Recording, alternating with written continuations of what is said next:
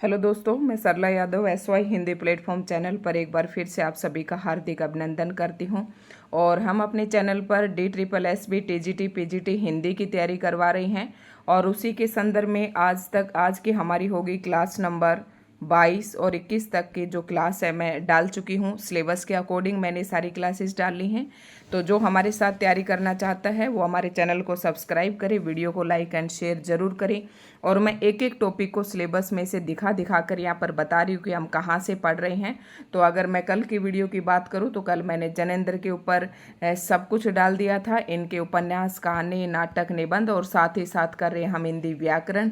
और हिंदी व्याकरण का मैंने ये वाला टॉपिक यहाँ से शुरू किया था। तो शब्द विचार मैंने आपको बता दिया था, इस पर एक वीडियो मैंने डाल दी थी कि शब्दों का वर्गीकरण कितने प्रकार से किया गया है, जो भेद हैं शब्द के रचना के आधार पर, स्रोत के आधार पर और प्रयोग की दृष्टि से।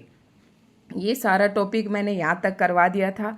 और उसके बाद ये जो चीज़ रहती है ये याद करने वाली रहती है। और आज के इस वीडियो में हम पढ़ेंगे, जैसे कि हम शब्द विचार पढ़ रहे थे, तो आज हम पढ़ेंगे संज्ञा। और इस वीडियो को संज्ञा नाम सुनते ही आप बंद ना करें, वीडियो को अंत तक जरूर देखें, क्योंकि यहाँ से आपको एक ऐसा प्रश्न बताया जाएगा जहाँ से हर एक एग्जाम में संज्ञा से प्रश्न पूछा जाता है। और वहाँ से प्रश्न बच्चे गलत करते हैं कि व्यक्तिवाचक संज्ञा, जो भाववाचक संज्ञा है वो व्यक्तिवाचक कब बनती है, कितने प्रकार से बनती है, व्यक्तिवाचक संज्ञा जातिवाचक कब बनती है और जातिवाचक संज्ञा व्यक्तिवाचक कब बन जाती है। विशेष रूप से हम संज्ञा पर ये पढ़ेंगे। तो देखते हैं आज का टॉपिक और शुरुआत करते हैं। तो शब्द विचार मैंने आपको बता दिया था कि शब्द विचार पे अगर मैं थोड़ा सा आपको इंट्रोडक्शन दूं तो जो हमारा हिंदी जो भाषा है वो शब्दों से ही मिलकर बनती है भाषा। और पूरे व्याकरण के अंदर अगर हम शब्दों को प्रयोग के आधार पर इसमें विकारी और अविकारी दो भागों में बांट दूं तो विकारी के अंतर्गत, यानी कि जिसके अंदर विकार उत्पन्न होता है, जिसमें परिवर्तन होता है। अब आप इस विकार को समझे कि जैसे मैंने एक लड़का, तो शुरू से देखते हैं। जैसे विकारी, मैं आपको बता रही हूँ कि शब्द को अगर मैं प्रयोग के आधार पर दो भागों में बांटूं तो विकारी और एक अविकारी। तो विकारी के अंदर आपका क्या आ जाता है, संज्ञा। अब संज्ञा को विकारी क्यों कहते हैं इस बात को हम समझेंगे कि संज्ञा, अब मैं एक लड़का शब्द लेती हूँ कि लड़का क्या है, संज्ञा शब्द है और जातिवाचक है, ठीक है। तो आपको इतना देखना है कि लड़का शब्द जो है एक संज्ञा है और संज्ञा है, तो ये विकारी कैसे है, इसमें विकार किस प्रकार से उत्पन्न होगा। जैसे कि लड़का का मैंने बदला तो लड़के, वचन बदला तो लड़के हो गया। इस प्रकार से इसके अंदर विकार उत्पन्न हुआ, किसके, वचन के अनुसार। तो वचन जो है संज्ञा का एक विकारी तत्व है। और उसके बाद लड़का का अगर मैं कर दूं लड़की तो इसमें विकार उत्पन्न हुआ, मतलब इसमें परिवर्तन हुआ। और ये परिवर्तन किसके कारण हुआ, लिंग के अनुसार हुआ। तो लिंग भी क्या है, संज्ञा का एक विकारी तत्व है। इस तरीके से आपको ध्यान से पढ़ना है और यहीं से प्रश्न पूछा जाता है। और हम संज्ञा शब्द जो है देखते ही जो है वीडियो को बंद कर देते हैं। तो आज आपको मैं ये चीज़ नहीं बताऊंगी कि संज्ञा किसे कहते हैं, एक बार थोड़ा सा मोटा मोटा हम देख लेंगे कि संज्ञा होती है किसी का भी नाम, ठीक है। किसी का नाम, कोई अवस्था, कोई गुण, कोई दोष, कोई दशा, कोई जाति, कोई प्राणी, किसी का भी नाम। तो ये संज्ञा, जैसे कि आप अपने दाएं बाएं जो कुछ भी देखते हैं हर किसी एक चीज़ का नाम दिया गया है। जैसे मेरे सामने पिलो रखा है, तकिया रखा है, तो इसका नाम, ये एक वस्तु है और इसका नाम दिया गया है तकिया। दूसरा मेरे सामने फ़ोन है तो ये भी एक संज्ञा है। मेरे पास माइक है तो ये भी, मतलब हमारे दाएं बाएं जितनी चीज़ें हैं सभी को कोई नाम दिया गया है और नाम ही क्या कहलाता है, संज्ञा कहलाता है। अब मैं थोड़ा सा जल्दी जल्दी पढ़ा के और बात उस पर करेंगे हम जहाँ से आपके एग्जाम में प्रश्न बनता है। तो संज्ञा के मुख्य रूप से कितने भेद होते हैं, सभी को पता है कि मुख्य रूप से 3 भेद होते हैं, व्यक्तिवाचक संज्ञा, जातिवाचक संज्ञा और भाववाचक संज्ञा। आप में से, और फिर अगर हम जातिवाचक संज्ञा को फिर से 2 भागों में बांट दें तो वो होती है द्रव्यवाचक संज्ञा और समूहवाचक संज्ञा। अब यहाँ से प्रश्न पूछा जाता है और इसको भी गलत करने वाले गलत करते हैं कि द्रव्यवाचक संज्ञा के अंदर जैसे कि हमारी ये धातुएं आ जाएंगी, आपको ध्यान रखना है। जैसे कि सोना, चांदी, तेल, पेट्रोलियम, जो लिक्विड चीज़ें हैं वो सारी द्रव्य के अंदर आ जाएंगी। और समूह के अंदर जैसे आपका ग्रुप है, कक्षा है, सेना है, तो ये सारे समूहवाचक के अंतर्गत आपकी आ जाएंगे। और भाव के अंदर आपको पता ही है ठीक है, तो मैं इसमें ज़्यादा आपका टाइम वेस्ट नहीं करूँगी। फिर भी अगर आप में से कोई इसे पढ़ना चाहता है तो पढ़ सकता है। ये यहाँ पर ट्रिक दी गई है, तो ट्रिक से आप इसके भेद याद कर सकते हैं। ठीक है, अब शेष संज्ञा के तो व्यक्तिवाचक ये मैं आपको नहीं बताऊंगी। अब मैं थोड़ा सा आपको बताऊंगी कि व्यक्तिवाचक संज्ञा आपको ध्यान रखना है। जैसे कि व्यक्ति विशेष, मतलब वो नाम किसी और व्यक्ति का आपको मिलेगा ही नहीं। मतलब अगर गोविंद 2 लोगों का नाम है तो लोग भी 2 हैं, लोग भी 2 हैं, और गोविंद अपने आप में जिसका नाम है वो पर्टिकुलर एक ही व्यक्ति है। तो ऐसी जो संज्ञाएं होती हैं वो व्यक्तिवाचक संज्ञाएं कहलाती हैं। तो ये सारे आप पढ़ सकते हैं। जैसे कि उपाधि एवं पुरस्कारों के नाम हैं, ये थोड़ा सा इम्पोर्टेंट था इसलिए मैं आपको बता रही हूँ। उनकी डॉक्टर, सर और गार्गी, अर्जुन, ये सारे किसके अंतर्गत आ जाएंगे? उपाधि एवं पुरस्कारों के जो नाम हैं ये सारे भी आपके व्यक्तिवाचक किसके अंदर आ जाएंगे? संज्ञा के अंदर।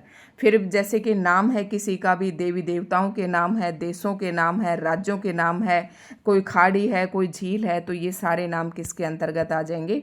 व्यक्तिवाचक संज्ञा के अंदर। इसी प्रकार से कोई दुर्ग एवं किला है, भाषाओं के नाम है, ठीक है, सरकारी योजनाओं के नाम है, या फिर खेलों के नाम है, तो ये सारे किसके अंदर होंगे?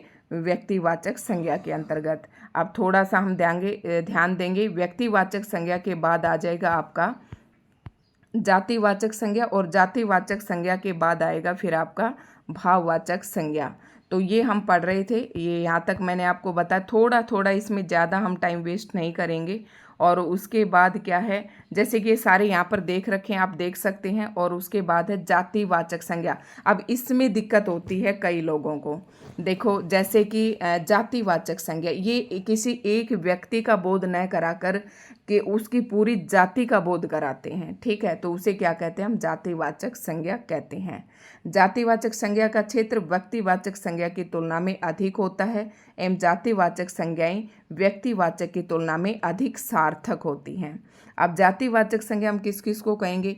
अब आपको जिसको याद नहीं होते हैं वो यहाँ से पॉइंट देख सकता है, जिसको कि पहचानने में दिक्कत होती है कि व्यक्तिवाचक संज्ञाएं कौन सी हैं, जातिवाचक संज्ञाएं कौन सी हैं, भाववाचक संज्ञाएं, तो वहाँ से यहाँ से वो लोग ये पॉइंट्स पढ़ सकते हैं। बाकी मैं मेरा जो मकसद था संज्ञा पढ़ाने का वो यही था कि प्रश्न कहाँ से पूछा जाता है पेपर में, तो मैं आपको वो बताऊंगी। लेकिन आप थोड़ा सा ये ध्यान दें कि जातिवाचक जो संज्ञाएं हैं, जैसे कि पशु पक्षियों के नाम हैं, ये जाति के अंदर आ जाते हैं। तोता, अब आपने देखा होगा कि किसी देश में हरे रंग का तोता होता है, किसी में सफ़ेद रंग का तोता होता है, तो ये तोते की एक जाति है। इसी प्रकार से चिड़िया, इसी प्रकार से कबूतर, तो पशु पक्षी कबूतर सफ़ेद भी होते हैं, ग्रे कलर के भी होते हैं, तो अलग हरे रंग के भी होते हैं। तो ये एक जाति का बोध कर रहे हैं कि उस जाति के अंदर कई प्रकार के आ जाते हैं, ऐसे आपको ध्यान रखना है। जैसे फलों के नाम है, पेड़ों फलों के नाम, जैसे आम का नाम सुनते ही लोग उस पर व्यक्तिवाचक संज्ञा लगाते हैं, लेकिन आम, पपीता, केला जैसे ये फलों के नाम हैं, तो ये किसके अंदर आ जाएंगे? जातिवाचक के अंतर्गत। दैनिक उपयोगी वस्तुएं, कुर्सी है, घड़ी है, कलम है। अब कुर्सी की अगर जाति देखें तो कुर्सी भिन्न भिन्न स्टाइल से बनती हैं, अलग अलग होती हैं, तो वो पूरी जाति का बोध कराती हैं। घड़ी आप देखेंगे, कोई स्मार्ट घड़ी है, कोई दीवार घड़ी है, कोई कैसी है, कोई हाथ पे पहनने वाली है, कोई चौकोर है, कोई गोल है, तो ये सारी एक जाति का बोध कराते हैं। इसी प्रकार से कलम, तो आपको ये सारे पॉइंट्स आप यहाँ देख लें। प्राकृतिक आपदाओं के नाम है, ये भी एक जाति का बोध करवाते हैं। शरीर के जितने भी अंग हैं ये भी जातिवाचक है, ध्यान रखना है, टीजीटी जैसे एग्जाम में पूछ लिया जाता है। सामाजिक संबंध जैसे कि भाई बहन, माँ बाप, जो हमारे रिश्ते नाते हैं, ये सारे एक जाति के अंतर्गत आ जाएंगे। अगर भाई का नाम दे दे, जैसे रमेश दे दिया, तो रमेश जो है ये व्यक्तिवाचक संज्ञा के अंदर आ जाएगा। ऐसे ही अगर बहन का नाम दे दिया तो ये भी व्यक्तिवाचक संज्ञा के अंतर्गत आ जाएगा। फिर है पदों के नाम, जैसे मंत्री है, प्रोफेसर है, तो ये ध्यान रखना है आपको, मंत्री है, प्रोफेसर है, ये सब जाति के अंतर्गत आएंगे। और संपूर्ण वर्ग या जाति का नाम, जैसे कोई नगर है, देश है, पहाड़ है, ये भी सब जाति के अंतर्गत आएंगे। तो थोड़ा सा आपको यहाँ से ध्यान रखना है। विशेष अर्थ में तुलनात्मक प्रयोग होने पर जातिवाचक अथवा अन्य संज्ञाएं व्यक्तिवाचक में बदल जाती हैं। जैसे कि विशेष अर्थ में एक तुलनात्मक प्रयोग होने पर जातिवाचक जो संज्ञा है वो व्यक्तिवाचक में बदल जाती है। जैसे कि गोसाई है, गायों का स्वामी, तो ये जातिवाचक है।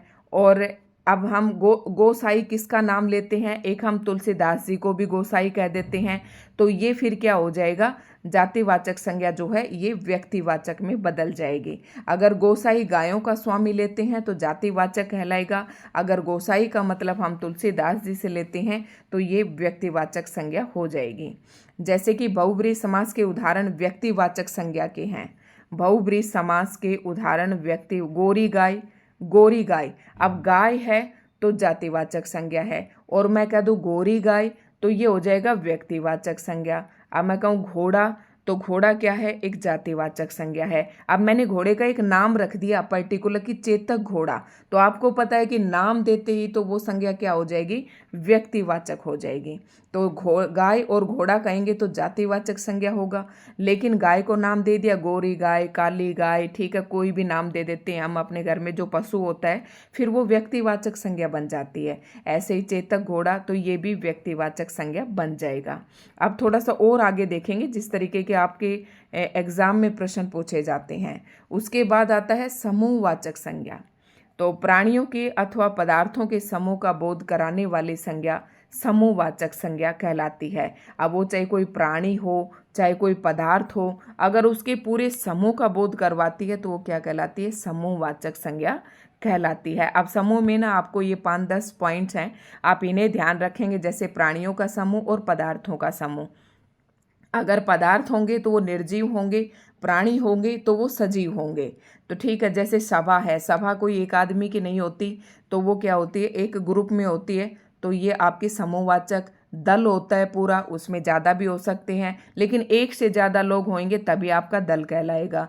गिरोह है, झुंड है, गुच्छा है, गट्ठर है, ढेर है, ये सारे किसके अंतर्गत आ जाएंगे, आपके समूहवाचक संज्ञा के अंतर्गत। नेक्स्ट पॉइंट है द्रव्यवाचक। यहाँ पर आप देखते ही ना आगे से आपके संज्ञा में कभी भी किसी प्रकार की गलती नहीं होगी। ये मैंने आपको पहले ही बता दी थी, नाप तोल के पदार्थ, बस एक ही शब्द आपको याद रखना है। द्रव्यवाच्य में क्या आ जाएंगे, नाप तोल के जो पदार्थों अथवा वस्तुओं का बोध कराने वाली संज्ञा द्रव्यवाच्य संज्ञा होती है। जैसे कि धातु व खनिज पदार्थ। धातु कौन सी होती है, सोना, चांदी, तांबा, डीजल, पेट्रोल, तो ये सारे, और खाद्य पदार्थ दूध, दही, मैंने कहा था ना लिक्विड, पेट्रोल, डीजल ये भी किस में होते हैं, लिक्विड में होते हैं सारे। सोना, चांदी, तांबा, ये सारी क्या हैं, एक धातु हैं। तो ये सारी किसके अंतर्गत आ जाएंगी, द्रव्यवाचक संज्ञा के अंतर्गत। ठीक है, आगे है हमारा अब आती है हमारी काम की बातें। अब हमने सारी संज्ञाएं तो कर ली हैं, अब हम विशेष तथ्य ये पढ़ेंगे कि जब आपके ये सारे विशेष तथ्य हम थोड़ा सा लास्ट में देखेंगे कि अब अगली आती है भाववाचक संज्ञा। भाववाचक में क्या करना आपको, और भाववाचक संज्ञा में पदार्थों में एवं प्राणियों में पाए जाने वाले गुण, भाव, अवस्था, धर्म अथवा व्यापार का बोध कराने वाले संज्ञा भाववाचक संज्ञाएं कहलाती हैं। देखो अब देख रहे हैं हम भाववाचक संज्ञा। जो भाववाचक संज्ञा है ना, इसमें भी गलती करते हैं। अब भाववाचक संज्ञा जो है, आपको जो एक आसान शब्दों में समझेंगे कि ये जो अगर आपसे कोई शब्द दे पेपर में और पूछ ले कि ये कौन सी संज्ञा है, तो भाववाचक संज्ञा है ना, आपको ऐसे पहचाननी है। जैसे कि धर्म है, धर्म नाम की कोई चीज़ आपको दिखाई देती है, नहीं। गुण कोई जैसे है, किसी का कोई भाव है, जैसे किसी को गुस्सा आ रहा है, तो वो चीज़ें ना आपको गुस्सा वाला व्यक्ति आपको दिखाई देगा, गुस्सा नाम की कोई चीज़ आपको दिखाई नहीं देगी। तो भाववाचक वो, इसमें वो भाव आ जाते हैं जो हमें दिखाई नहीं देते, हम सिर्फ महसूस करते हैं। ठीक है, तो ये सारी वो क्या होते हैं, भाववाचक संज्ञाएं होती हैं। इसके अंतर्गत जैसे लंबाई, अब लंबा आदमी आपको दिख जाएगा, लेकिन लंबाई जो है उसको आप केवल फील कर सकते हैं। ये जो है ना, आप उसे इस लंबाई शब्द को क्या कहेंगे, आप भाववाचक कहेंगे। सुंदरता है, थकावट है, मिठास है, बचपन है, ठीक है, ये सारे क्या कहलाते हैं, भाव कहलाते हैं। मतलब इन्हें आप देख नहीं सकते, ठीक है, फील कर सकते हैं, मतलब छू के, हाथ लगा के, ठीक है, तो हाथ मतलब फिजिकली टच करके, तो ये सारे क्या कहलाएंगे, आपके भाववाचक संज्ञाएं कहलाएंगे। भाववाचक संज्ञा, अब मुद्दे बात यहाँ पर आती है, प्रश्न आपके पेपर में यहाँ से बनता है। भाववाचक संज्ञा प्रत्यय लगाकर 5 प्रकार से बनाई जाती हैं। अब आपसे एक तो प्रश्न यही पूछ लिया जाता है कि कितने प्रकार से भाववाचक संज्ञाएं हम कितने प्रकार से बना सकते हैं। तो पहले तो आपको ये ध्यान रखना कि भाववाचक संज्ञाएं हम 5 प्रकार से बना सकते हैं और उसके शब्द के पीछे प्रत्यय लगाकर हम बना सकते हैं। एक तो जातिवाचक संज्ञा से भाववाचक संज्ञा बना सकते हैं, एक तो जातिवाचक से, दूसरा सर्वनाम से, फिर विशेषण से, फिर क्रिया से और फिर अव्यय से। ध्यान रखना है, अव्यय से, क्रिया से, विशेषण से, सर्वनाम से और जाति से, संज्ञा से नहीं है। आपको याद रखना, संज्ञा में किससे? जातिवाचक से। जाति संज्ञा में क्या है, आपको देखो एक ट्रिक होती है ना, जैसे कि ज़्यादातर संज्ञा है, फिर सर्वनाम है, फिर क्रिया है, फिर आपका अव्यय है, तो ऐसे हमारा सीक्वेंस चलता है। तो संज्ञा में संज्ञा न लेकर आप क्या ले लेंगे? जातिवाचक से। तो जातिवाचक संज्ञा से क्या बनती है? भाववाचक संज्ञा। कैसे बनेगी? जैसे मित्र दिया हुआ है, तो मित्र शब्द आपको दे दिया कि मित्र क्या है? एक जाति शब्द है, इसे भाववाचक संज्ञा बनाइए, तो आप बनाएंगे मित्रता। प्रभु से प्रभुता, शत्रु से शत्रुता, मानव से मानवता। तो ये मानव क्या है? एक जातिवाचक संज्ञा है, शत्रु भी क्या है? एक जातिवाचक संज्ञा है, और इससे ये आपने क्या बना दे? ता जोड़कर क्या बना दे? भाववाचक संज्ञाएं। इसी प्रकार से पेपर में बहुत ही ज़्यादा पूछा जाता है। इनमें से यहाँ से एक प्रश्न जरूर पूछा जाता है, त्व लगाकर। जैसे पशु क्या है? पशु एक जाति है, तो पशु अगर भाववाचक बना तो पशुत्व, ठीक है। मनुष्य से मनुष्यत्व, कवि से कवित्व, गुरु से गुरुत्व, ये सारी क्या कहलाती है? भाववाचक संज्ञा। पन कैसे लगाकर, जैसे लड़का, अभी मैंने आपको बताया था लड़का वैसे जातिवाचक संज्ञा है, और इसमें पन नाम का प्रत्यय जोड़ देंगे, या आपको कहे कि लड़का शब्द से आप भाववाचक संज्ञा बनाइए, तो आप बताएंगे लड़कपन, बच्चा से बचपन, बाण से बालपन। देखो पेपर में ना बहुत ज़्यादा पूछा जाता है, यहाँ से ये पशु तो कई बार पेपर में पूछा जाता है। मानवता ये भी पूछा जाता है तार जोड़कर, ठीक है। उसके बाद इसी प्रकार से ई प्रत्यय जोड़कर भक्त से भक्ति, मुक्त से मुक्ति। तो आपके पास अगर पेपर में मुक्ति शब्द आता है या भक्ति शब्द आता है तो ये भाववाचक संज्ञा होंगी, ठीक है। शिशु से शैशव, गुरु से गौरव, विभु से वैभव। इसमें ए प्रत्यय जुड़ा हुआ है, शिशु प्लस ए।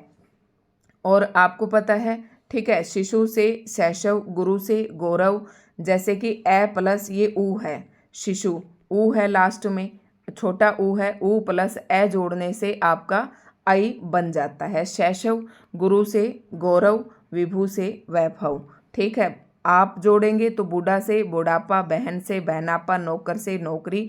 तो ये आपको ध्यान रखना है, चाहे आप इन्हें थोड़ा सा 2-4 बार अगर आप बोलेंगे तो आपकी प्रैक्टिस हो जाएगी। अब जरूरी नहीं कि शब्द तो आपके पेपर में यही दे, शब्द आपको कोई भी दिया जा सकता है। और जातिवाचक संज्ञा से क्या पूछ सकते हैं? भाववाचक संज्ञा अगर कहे तो आप इस प्रकार से बनाएंगे।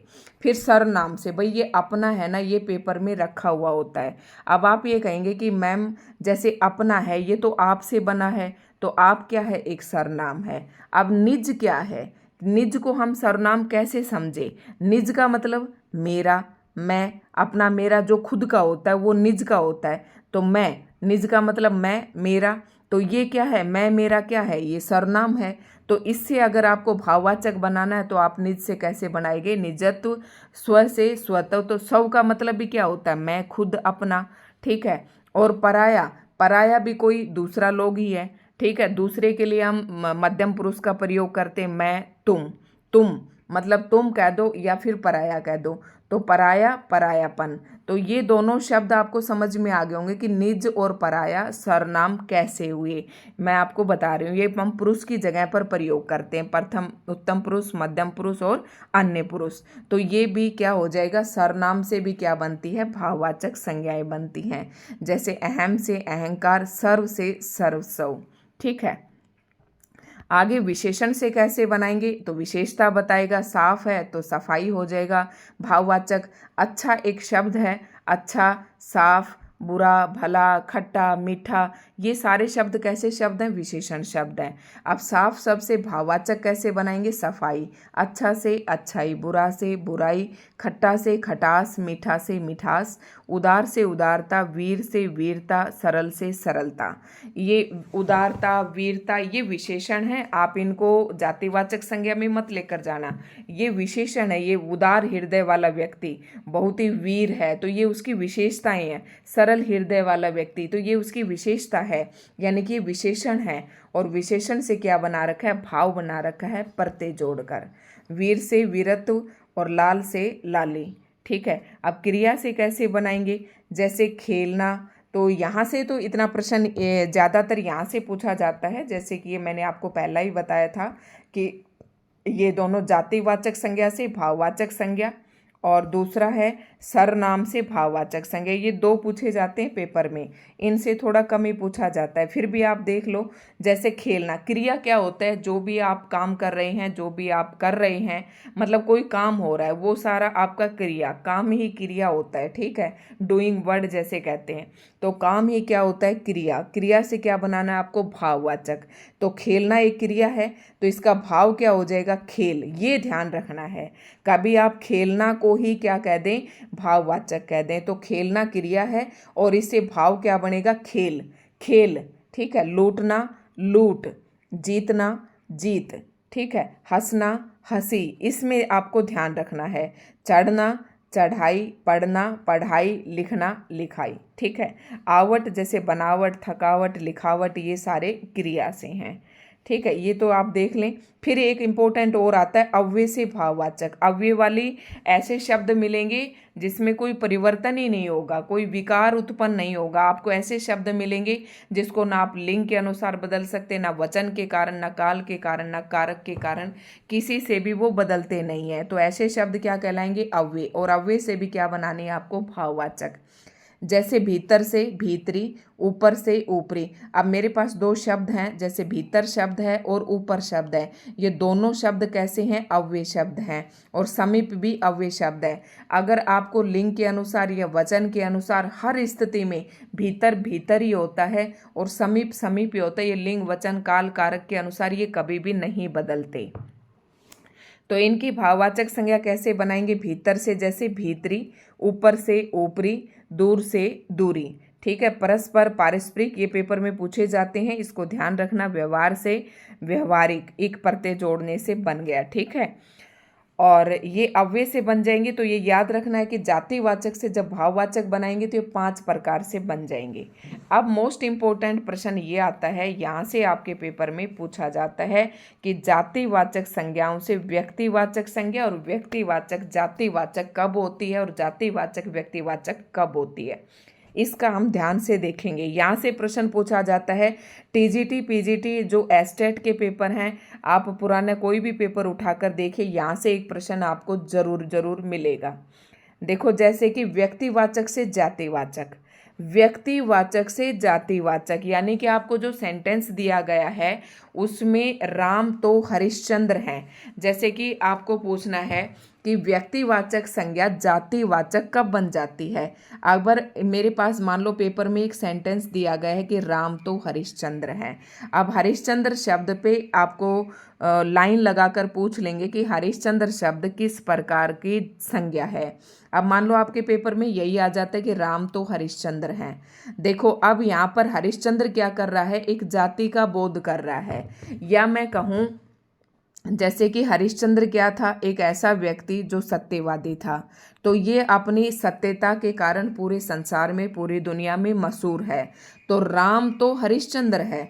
अगर आपसे यहाँ राम पूछता तो राम व्यक्तिवाचक है, लेकिन जो हरिश्चंद्र है ना, ये यहाँ पर जातिवाचक संज्ञा है, क्योंकि हरिश्चंद्र जो है उस पूरी जाति का यहाँ पर बोध कर रहा है, जो ईमानदार हैं, जो सच्चे हैं। कि राम तो हरिश्चंद्र है, मतलब किसी और व्यक्ति को हरिश्चंद्र कहा है। हरिश्चंद्र के बारे में कुछ नहीं बताया, किसी और व्यक्ति को हरिश्चंद्र कहा है। तो व्यक्तिवाचक से ये जातिवाचक, हरिश्चंद्र वैसे एक पर्टिकुलर किसी का नाम है, वैसे तो ये व्यक्तिवाचक संज्ञा है, लेकिन ये किसी और को हरिश्चंद्र कहा है, जैसे राम तो हरिश्चंद्र हैं, तो ये व्यक्तिवाचक से क्या हो गया, जातिवाचक। अब ठीक ऐसे ही सीता तो हमारे घर की लक्ष्मी है, सीता तो हमारे घर की, सीता को क्या कहा गया है, लक्ष्मी कहा गया है। लक्ष्मी के बारे में कुछ नहीं कह रहा, कि सीता को क्या कहा है, लक्ष्मी कहा है, मतलब किसी और को किसी और के जैसा बताया है। तो व्यक्तिवाचक से क्या हो गई, ये पूरी जाति का बोध करवा रही हैं। अब देखो इसमें कैसे याद रखेंगे, ट्रिक से। रेखांकित शब्द किसी व्यक्ति विशेष का बोध न कराकर विशिष्ट गुणों के आधार पर एक जाति विशेष का बोध कराते हैं, मतलब एक विशेष जाति। अब लक्ष्मी, सीता जैसी जो औरत है वो लक्ष्मी होती है, ठीक है। लक्ष्मी नहीं कह रहा कि लक्ष्मी माता विष्णु भगवान की पत्नी है, लक्ष्मी माता अच्छी है, लक्ष्मी के बारे में नहीं कह रहे।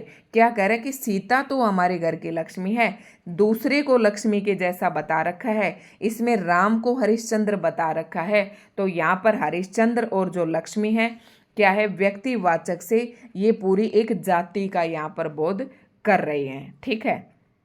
अपने विशेष गुण के कारण और एक विशेष जाति के कारण विशेष एक जाति विशेष का बोध कराते हैं, अतः यहाँ व्यक्तिवाचक न होकर ये कैसी है, जातिवाचक। अभी मैं आपको अंतर बताऊंगी, जैसे कि मैं कहूँ कि पंडित जी हमारे देश के प्रधानमंत्री थे। अब एक बात बताना, पंडित जी हमारे देश के प्रधानमंत्री थे, यहाँ किसके बारे में कह रहे हैं, पंडित जी के बारे में, और पंडित जी के बारे में ही बता रहे हैं कि पंडित जी हमारे देश के प्रधानमंत्री थे। तो ये जातिवाचक से क्या होगी, वैसे तो देखो पंडित शब्द वैसे तो कहीं एक जाति का बोध करवाता है, ठीक है, पंडित शब्द पूछे तो एक जातिवाचक शब्द है, लेकिन ये व्यक्तिवाचक कब हो गया, जब हमने स्पेशल पंडित जवाहरलाल नेहरू के बारे में बात करी है यहाँ पर, कि पंडित जी हमारे देश के प्रधानमंत्री थे। पंडित जी के बारे में कह रहे हैं हम कि पंडित जी हमारे देश के प्रधानमंत्री, उसी व्यक्ति के बारे में कह रहे हैं, ना कि उसी व्यक्ति को किसी दूसरे व्यक्ति के बारे जैसा हम बता रहे हैं। अगर दूसरे व्यक्ति के जैसा बताते तो पहले वाला केस होता कि व्यक्तिवाचक से किसका बोध करते, जातिवाचक का। लेकिन यहाँ पर जातिवाचक, पंडित एक जातिवाचक शब्द है, लेकिन एक व्यक्ति विशेष के लिए प्रयोग हुआ है, और वो व्यक्ति कौन है, पंडित जवाहरलाल नेहरू, ठीक है। तो पंडित जी हमारे देश के क्या थे, प्रधानमंत्री थे। रेखांकित शब्द जातिवाचक होते हुए भी व्यक्ति विशेष का बोध करा रहा है, अतः यहाँ व्यक्तिवाचक संज्ञा है। तो आप पूरी संज्ञा आप पढ़ें या ना पढ़ें, लेकिन टीजीटी जैसे शब्द पेपर में पूछ लिया जाता है कि ये शब्द व्यक्तिवाचक है, जातिवाचक है या भाववाचक है, ठीक है, इसलिए आपको वो पढ़ने हैं।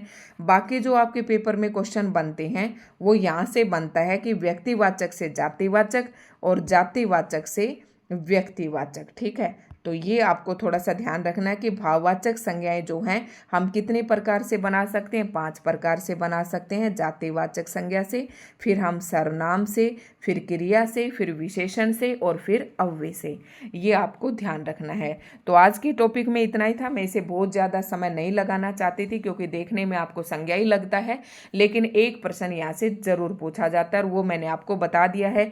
चाहे आप पुराने पेपर कोई भी उठा लो, यहाँ से आपको प्रश्न मिलेगा या फिर आपको यहाँ से प्रश्न जरूर मिलेगा यहाँ से। तो दोस्तों आज की वीडियो आपको कैसी लगी, अगर अच्छी लगी हो तो कमेंट करके ज़रूर बताएं, वीडियो को लाइक एंड शेयर करें, और अगर आप अभी तक बिना सब्सक्राइब करे हुए चैनल को देख रहे हैं तो सबसे पहले आप चैनल को सब्सक्राइब ज़रूर कर लें। ऐसा ना हो कि बिना सब्सक्राइब किए हुए आपकी कोई इंपॉर्टेंट वीडियो जो है छूट ना जाए।